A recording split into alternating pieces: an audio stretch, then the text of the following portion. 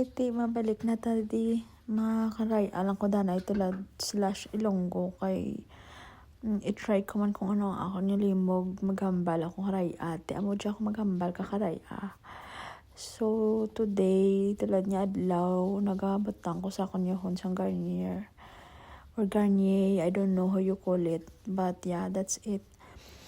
Kay manog sleep na ko na, tapos nag-try ko nga, mabidyo-bidyo ko, guro, ay nga mga skincare prep ko. Tapos mo to, nagbahid na ko na sa Garnier na, dito si Dasig sa yahon, sa liog, kay diba double cleanser, dapat daw, i-double cleanse mo yung mga yahon, para nga, tinlo, diba? Yeah, that's it. So, na nagapamahid-pahid ko sa gyapon sa Garnier lang na ginagamit mga micellar water. Ano ko gamit ka iban pa nga micellar water kay dyan ako naghihiyang. And then, pagkatapos ko sa Garnier, ang ordinary naman ako yung batang ordinary nga serum. So, ano ko gina siya, bale, akon gid na ang ordinary nga brand, amo gid na ang nag-save sa akon nga, breakouts last summer. Kaya Diyos ko, nagkadto kami sa France for almost a month. Tapos, malapit siya sa dagat. So, ang lagot, oily pa akong skin. So, prone gid siya balay sa tagyawat. How? Bumaan. Tapos, kaya siya siyempre summer. Kay gusto ko dagat.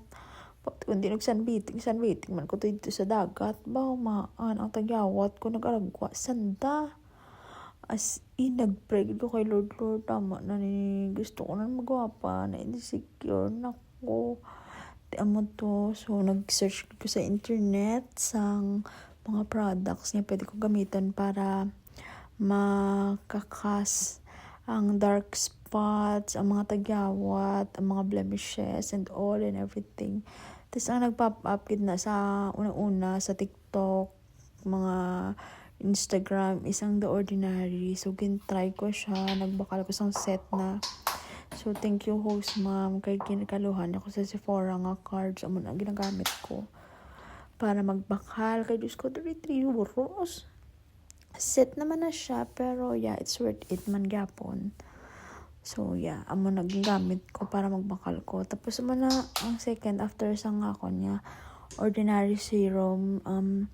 Ang ilang moisturizing cream naman gina-next ko nga ginabutang. And then, that's it.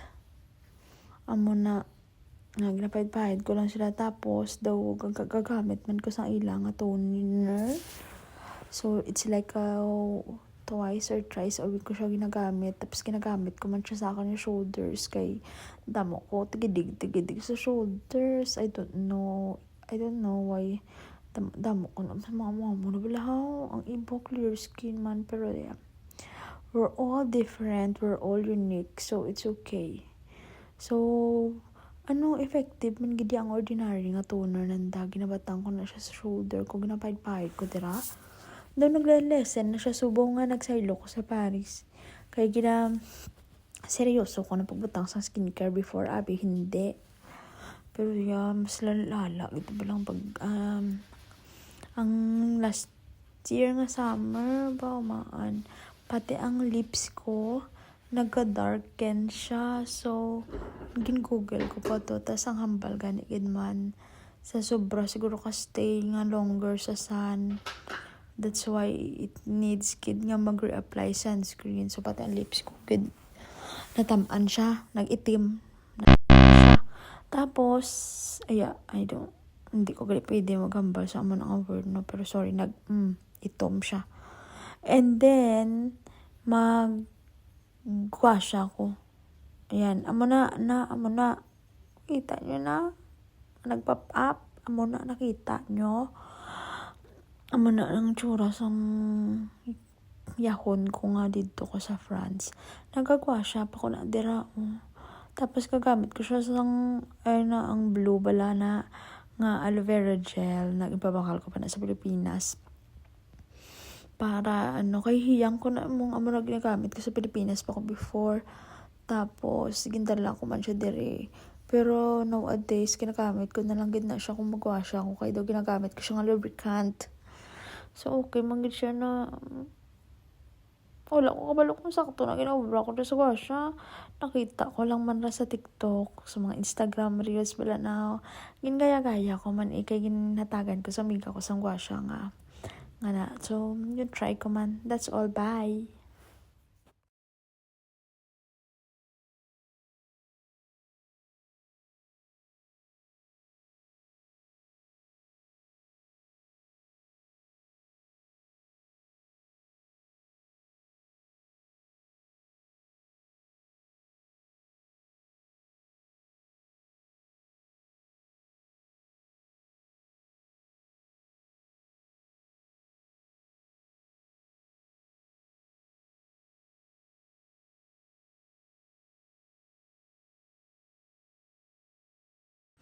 Na tapos nako bagid-bagid sa gwasya, tapos nako dayon. No, that's all. Pero pakita ko sa inyo ang tsura ko nga nagka-breakouts ko amo na sa France na sa ay Diyos ko, kita mo lang gid na nagdark pa akong lips, very oily kagad amo tagyawat.